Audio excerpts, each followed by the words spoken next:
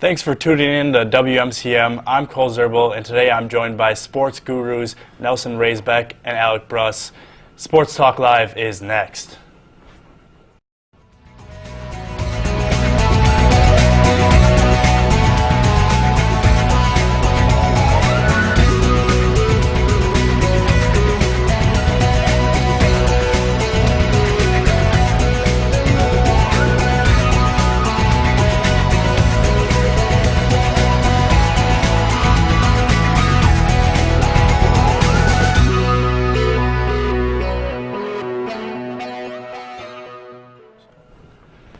This past weekend, we spent a beautiful weekend at Augusta National and Hunt for the Green Jacket. It was the Masters. What did you guys think? Lots of action. Lots of action right down to the wire. You didn't know what was going to happen. Got to see a collapse. What about you?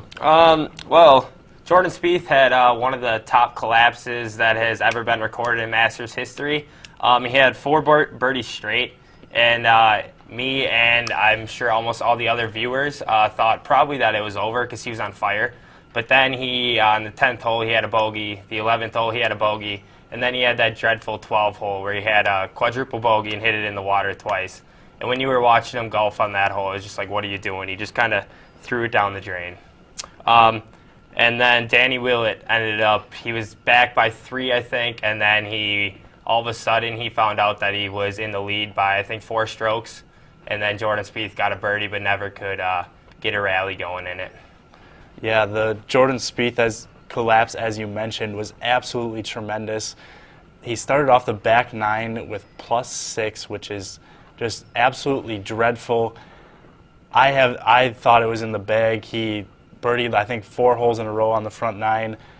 You thought it was over. He ended up losing by 3 strokes. He came back a little bit, but even if he would have just bogeyed that hole instead of quadruple bogeying it, he would have forced a playoff and had a great chance. Danny Willett was absolutely sensational. Every time he was on the green, I said to myself, Danny Willett go in? Yes, it will. And the dude never shot worse than par on the final Sunday, and it was absolutely tremendous work by Danny Willett, and props to him. I think he could have a bright future. Jordan Spieth's collapse kind of has to remind you of the 1996 Masters, where Greg Norman had a 6-shot lead going to the back 9 and just completely fell apart in Amen's corner. So it's kind of nuts that it was almost 20 years, my bad, to the day that another huge collapse happened. Yeah, I can't imagine being the guy who won it last year and having to put on the green jacket on someone else's back after you had such an epic collapse down the stretch. Yeah, it's going to be that loss for Jordan Spieth. Like we said, it's going to be tough for him to forget. I know he's a great golfer and he's young still, so I'm sure he'll overcome it. And he's actually already the favorite for the U.S. Open, which is in June, which is it's pretty incredible to think about after quite the collapse that he had. And then it was a tough course to play though this past weekend. Top players were cut. There was Ricky Fowler, who was usually in the probably top 20. Same with Phil Mickelson and Zach Johnson. So yeah, it was definitely a tough course for them to play. All right, so next up we'll be looking at the NHL playoffs coming up. I'm really excited for Stanley Cup. I think having the 3-on-3 overtime this year has been a great change all year long, and I'm especially excited to see the intensity ramped up in that 3-on-3 overtime in the playoffs. What do you guys think? Well, I have Dallas coming out of the Western Conference, and I have a surprise team, the Detroit Red Wings, coming out of the Eastern Conference. Now, I know that Detroit kind of backed their way in, but the tournament is set up. They have a good matchup. They have the Lightning. They've been up and down at times this year. I think they'll get past them. And then I think they're going to have to win one series, because I think they'll beat the Islanders as well. And then they're just going to have to get past, I think, the Capitals in the Eastern Finals. And the Stars, I think they got a lot going with them on offense. Jamie Benn, Tyler Seguin, Patrick Sharp, Jason Spezza. They're going to get past about everyone. And they've been Chicago Blackhawks kryptonite all year. And I expect Dallas to beat the Wings for the whole thing and take home that Stanley Cup. For me, I have Washington coming out of the East. They're going to be tough to beat. They're the top team in the NHL. They have their goal differential is plus 59, and then the next closest is plus 42. So that's a 17-point difference, and that's pretty substantial. They have the best goalie in hockey in Brandon Holtby, who has 48 wins on the season, which is tied for the NHL best in records with Martin Brodeur. And he had the chance at 49, but the coach actually sat him for the next game just because it was a back-to-back. I think their toughest opponent out of the East is going to be the Penguins. But the Penguins always seem to do good in like the regular season, but when it comes to the playoffs, they always seem to drop off. And they've actually allowed 67 first-period goals this year, so they always start off with a slow start. And that's like the top in the playoffs. And then out of the West, the Ducks and the Stars seem the two teams to beat. But I'm still going to go with the Blackhawks, which I know a lot of people are like, oh, my God, bandwagon. But they're actually not my favorite team. But I just feel like they have Patrick Kane on the team, who the guy's just incredible. And then they have the experience, and they have top players all around the board. They're just a complete team, and I feel like they're going to step it up in the playoffs. Yeah, it will definitely be interesting to see how the NHL playoffs roll. I, myself, am really just hoping for a lot of upsets. I think the Philadelphia Flyers have been a really hot team of late. I don't know if they'll be able to take down the Capitals, who's been the best team all year, but I would love to see them give them a run for their money and take a couple games there. I personally hope your prediction of the Stars is wrong. I hope the Minnesota Wild can pull off some sort of upset in the first round there. But, yeah, it'll be definitely fun to watch with all that overtime action. Next up, we're going to talk a little bit about the first week of the MLB season. Not too many surprises so far, but what are you guys' thoughts? Trevor Story can hit the long ball. Yes, he can. Setting a major league record with 7 home runs in his first 6 career games in the MLB. That's just simply amazing. And 4 in his first 4 games. Off the Trevor Story thing, obviously it's not going to happen, but he's on pace to hit 189 home runs in this season with the way he's going, and obviously that's not going to happen, but yeah. And then I think the Cubs had a big blow, obviously, in one of their first games, losing Kyle Schwarber with he's out for the year with an LCL and ACL tear. They still have young talent all across the board, and they're still probably the top team, but I think that's going to be a big blow to them. And then the Brewers, on top of that, most people believe that it's going to be a rebuilding year for them, but they actually beat the Astros in a series 2-1, which I thought was pretty surprising. And Scooter Gennett is hitting .409 with 3 home runs already this year, and I know it's only the first week, and that will drop. But I think that gives the Brewer fans something to look forward to. Yeah, I think it's kind of tells you how the Brewers' season's going to go. They're actually off to a better start than many expected. Like you said, taking a series, but they're in last place in the NL Central right now. So that tells you it could be a long year in Milwaukee. As for the Cubs, I think they set themselves up well in case of an injury like the Schwarber one. You hate to see it to happen to any player, but I think being able to plug in a guy like Jorge Soler right behind him who just hit a home run the other day. Last night they were getting no hit through almost 7 innings, and they ended up scoring 5 runs in 2 innings and won the game. But that's all we got for baseball. Next up, we're going to take a look at the NBA playoffs. What do you guys have for predictions for the NBA playoffs this year? Mine's pretty chalk. I have the Cavs coming out of the East, and I have Golden State coming out of the West. But the one team that I think has a shot that could take Cleveland down would be an upset from the Pacers over Toronto, because the Pacers match up pretty well against Cleveland, as they've played 4 games against them this year and are 1-3, but lost by less than 4 points in each loss. So I think that could be a good matchup if they get past Toronto. I think the Cavs are going to be coming out of the East with ease. I don't really think there's anybody in the East that can beat the Cavs. I think that the series probably won't even be close, as long as the big 3 on the team stay healthy. I mean, last year they couldn't stay healthy, but if you have LeBron on the team and the way he's playing now, he's shooting lights out. These past 3 games have been the best 3 shooting games of his career, which is surprising to think about with how great of an athlete he is. And then out of the West, I have the Warriors, but the Warriors have some tough opponents with the Spurs. The Spurs are the top defense in the league, And then you have the Clippers, too, with Blake Griffin back. They've been playing good. They're 9-1 in the last few games. And if Blake can get on a roll, and then with CP3 running the point, and J.J. Redick is an outside shooter, if they're shooting well, I feel like they could have a chance at Golden State, but they probably don't. And then the Thunder, you have Westbrook and KD, who are two phenomenal athletes. They have the offensive firepower to take down Golden State, but I don't think they could stop them on the defensive end. Yeah, to me personally, I think it's really the Warriors or the Spurs versus Cleveland in the finals. LeBron, as you mentioned, is in playoff mode. It's scary. I think he wants another ring, and I think he's actually going to get that ring. I think Warriors might break the record, but what does that mean if you don't get the ring? Not much.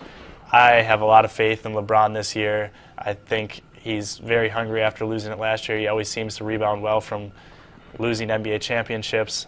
I'm really excited to watch him go, and I think he definitely could do it. I'm hoping the Spurs can beat the Warriors. I really think it's always fun to watch LeBron go against the Spurs. I think it's crazy that Vegas actually has a line for the Golden State Warriors, how many losses will they have all playoffs? And it's under 6 right now. That's nuts to think about. I mean, it's hard to see them losing a game in their first round. Seems like it might be a clean sweep. But, yeah, it doesn't seem like they're going to face much of a challenge until they face the Spurs. I think Greg Popovich, he's been resting starters in games they played against the Warriors this year. They'll be going full force at them, and I think it'll be a great matchup. We got Perfect Pets next, so here you go.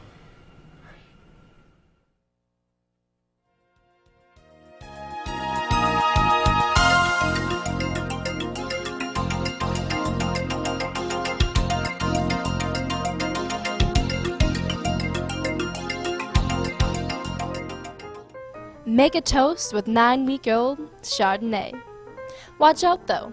Even though this kitten's classy, she's a tad bit sassy.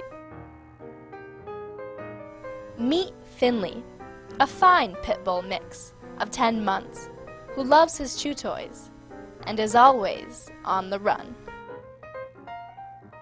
Lose your marbles? Well, meet Marble. This cat of 10 months will bring back your senses in no time. Meet Davy, an ecstatic Chihuahua mix of only 3 years. He loves to play, and he'll keep you going all day long. To find out more about adoption for these pets or others, contact the Cooley Region Humane Society at 781-4014. Aw, weren't those some adorable pets? Once again, the number for the Cooley Region Humane Society is 781-4014. So next up, we're going to be talking about NBA season awards. So first off, Defensive Player of the Year. Who you guys got? I'm going with Kawhi Leonard. I feel like he was the front runner. It's going to be between him and Draymond Green. And I'm taking Kawhi because he's 6'7", 230, and he can guard pretty much any position on the court. And he's averaging over a block a game and 2 steals a game, and just shuts down the other team's best player each and every night while getting his on the offensive end. I have 2 people. It's going to be a tough race between Kawhi and Draymond Green. Kawhi's the reigning Defensive Player of the Year. He's trying to become the second perimeter player in the NBA to win back-to-back in his first 2 seasons in the category since Milwaukee's Sidney Moncrief in 1982 and 83, and then 83 and 84. He anchors the top D in the NBA. And he, like Nelson said, he can guard any position. He can shut down the top player.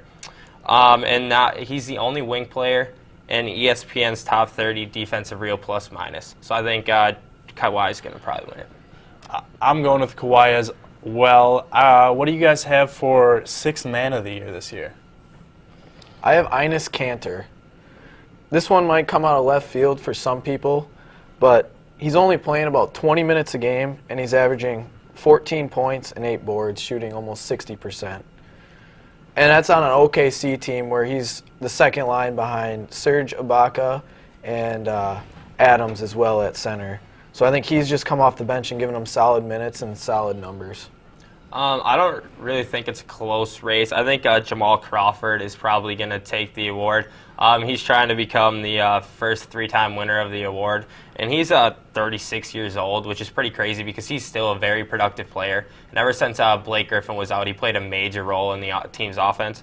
He had 15.6 points per game with 4 assists per game.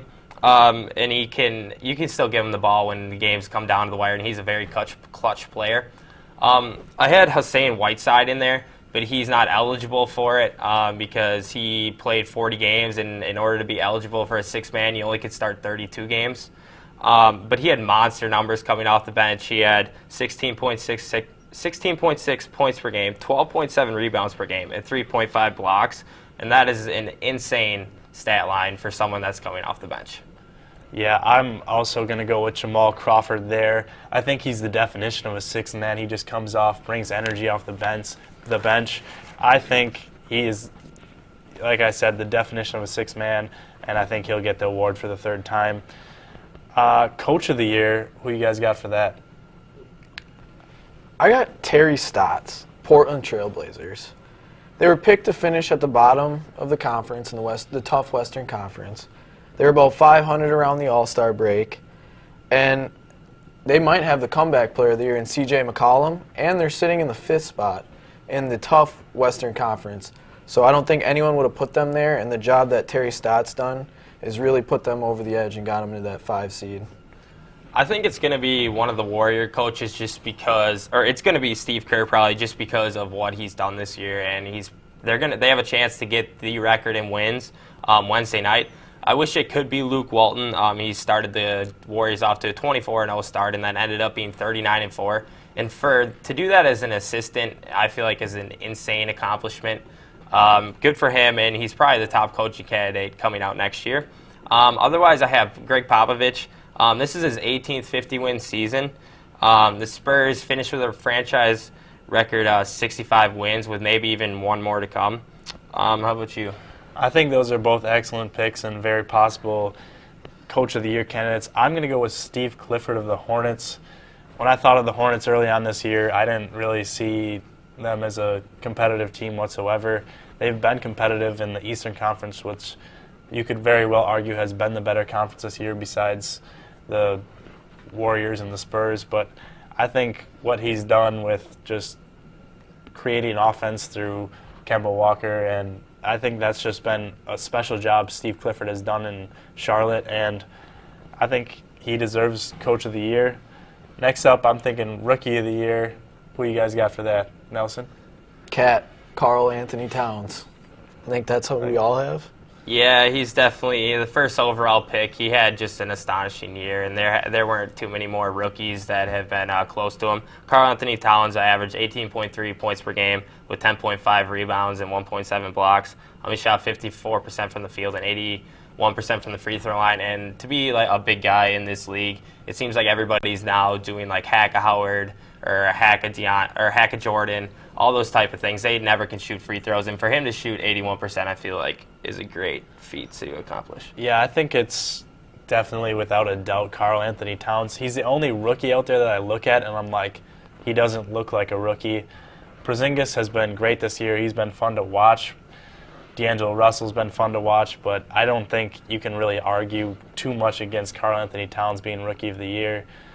He's on a bad team. They got a young talent. We'll see if they can improve next year, but I definitely think you can't really argue against what Karl Anthony Towns has done.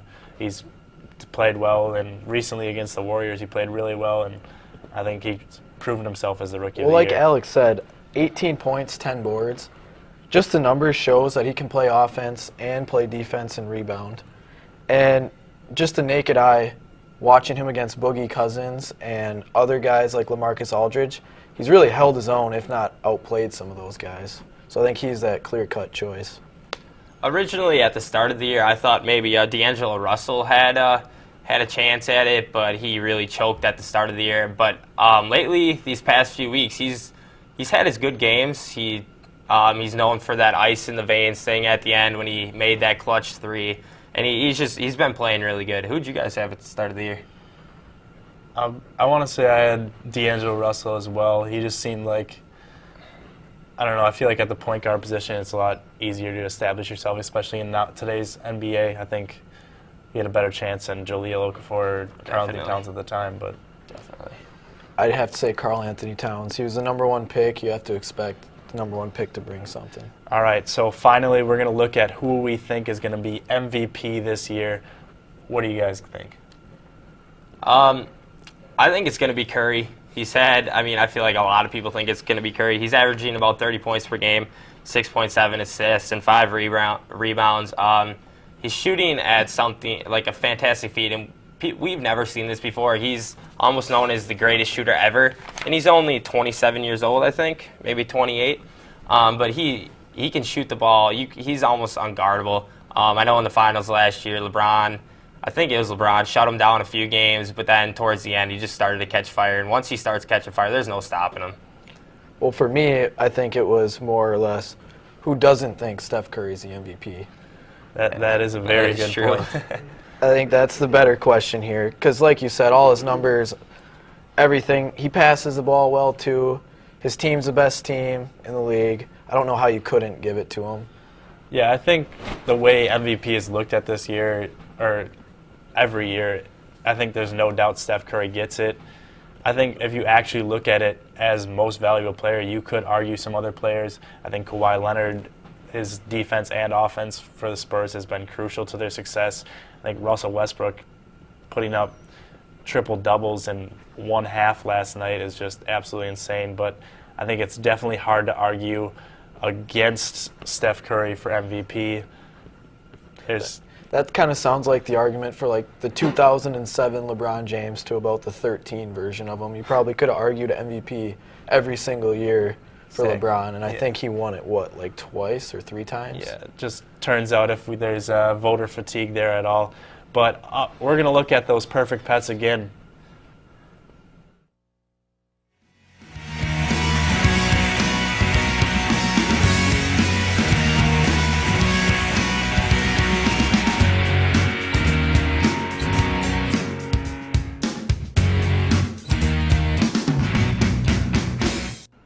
I'm Beatrix, a 5-month-old pit bull mix. I love being the center of attention, and I would love to be part of an active household.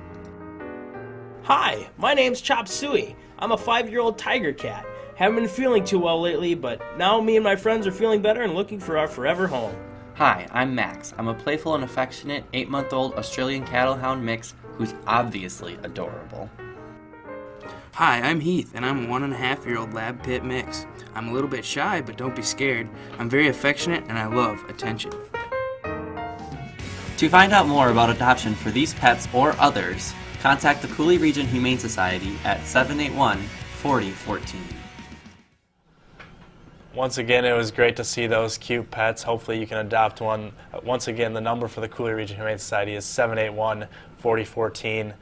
So just recently, former Saints defensive end Will Smith passed away. He and his wife were both shot over basically road rage, which is absolutely tragic. Rest in peace to Will Smith. Our thoughts and prayers are with your family. Just sad stuff right there. Yeah, it's pretty awful of a human being to come up and just shoot somebody, especially this guy who's well known. And he was just voted into the Saints Hall of Fame a month ago, so he's going to be honored. But now, yeah, I think they may even be honoring him even earlier for it. But yeah, rest in peace and prayers go out to his family. And we have the Warriors. We've been talking about it all year long. Do they break the record? Do they go 73-9? What do you guys think? I'm going to go with a bold prediction and say they don't. They get the tie. They're playing Memphis again, who they played on, I think it was Saturday night. And I watched that game, and Golden State, to me, seems to get away with a lot of moving screens and some jersey grabs that I think it's going to catch up to them, and they're not going to get the win. I don't know how, but they're not going to. Yeah, in that game, they only beat the Grizzlies by 1 point. And they've had quite a few overtime wins, or they're winning on game winners or something. I do think they're going to get it, but I feel like this is going to come back and haunt them because they're not getting the chance to rest their players like everybody else is. like the top few teams. The Spurs have been resting their players. Tim Duncan just sat, I think, his last night or the night before, and LeBron has sat a few games. KD has sat a few games, but I think they're going to get it. Yeah, I think they're going to get it too. The Warriors are too good. They'll be at home. Grizzlies are banged up. But moving on to something else basketball related, Kobe Bryant, what a career. It's coming to an end. What are you guys' thoughts on Kobe? 5 championships, 2 MVPs, 18 All-Stars, and 12 first-team Defensive Player of the Years. I think that pretty much says about everything you can about Kobe Bryant. He's one of the best of all time. Yeah, he's an unbelievable player. He's almost compared to Michael Jordan. I don't know if all you guys have seen that video of their moves. I know Kobe's known to take some of his moves, but they're almost identical in their formation, the way they shoot the ball and everything. Kobe Bryant almost has 34,000 points, which is third all-time, and still calling he has 1 game left.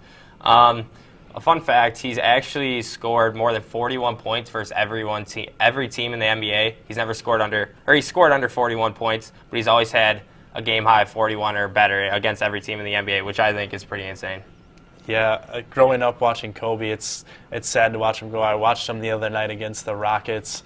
He put up 35 points. He looked like vintage Kobe. I was kind of hoping after the game he'd say he was coming back or something, but it's definitely going to be sad to see Kobe go, but it'll be good to not see him go through so much pain while he's playing the game he loves. But, yeah, so next we're going to... Do you guys think that there's going to be another Kobe ever? Like the hard work, like his work ethic and all that? There's always going to be someone that comes along sometime. Yeah, I think it's definitely once in a generation kind of talent, but I think down the road there will be another Kobe-esque player. Yeah, I think there may be one too, but I guess we'll see. So coming up next, we're going to look at some ex-Cleveland Brown football players. Johnny Manziel and Josh Gordon just came out that they're living together. What are you guys' thoughts on that? Lots of more failed drug tests coming up here. That's about it. I mean, neither are in the league currently, as Johnny Manziel is a free agent and Josh Gordon is still waiting to be reinstated to the league. And I don't know if he will be, but we'll see. Not a whole lot of good things is going to come from them living together. Yeah, I just saw Josh Gordon. He failed another drug test recently, so I think it's another 60 or 90 days without him failing any drug tests before they're looking at reinstating him into the NFL. I find it pretty odd that Johnny Manziel came out and said he was living with ex-Aggie Von Miller, and then sources said that was a lie, and that he's actually living with Josh Gordon, which really doesn't surprise me. Living in West Hollywood, and then caught on that same tape where he said he was living with Von Miller. He admitted to going out 5 or 6 times in a row, I think, and that's where he should understand that he has a problem. And he was also caught saying on there that I don't think anybody cares or he specifically said, I don't think there's anything wrong with partying, bro.